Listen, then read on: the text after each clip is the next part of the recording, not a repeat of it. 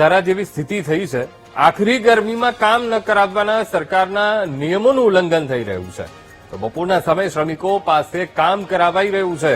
ચર રોડ પર સેક્ટર 8 પાસે શ્રમિકો ભર બપોરે ભર ઉનાળે કામ કરી રહ્યા છે. ગાંધીનગરમાંથી પસાર થતી મેટ્રોની કામગીરી ચાલી રહી છે મેટ્રોની. ત્યારે સેન્ટ ઝેવિયર સ્કૂલ પાસે આખરી ગરમીમાં શ્રમિકો કામ કરતા નજરે પડ્યા. રાજ્યમાં જે રીતે ગરમી પડી રહી છે તેમાં બપોરના સમયે કોઈ પણ મજૂરોને કામ ન કરવા માટેની સૂચના જે છે તે શ્રમ અને રોજગાર વિભાગ દ્વારા જાહેર કરવામાં આવી છે. પરંતુ ગાંધીનગર મહાનગરપાલિકા વિસ્તારની અંદર થઈ રહેલું અત્યારે જે કામ જે છે તે કંઈક વાસ્તવિકતા જે છે તે અલગ જ બતાવી રહ્યું છે.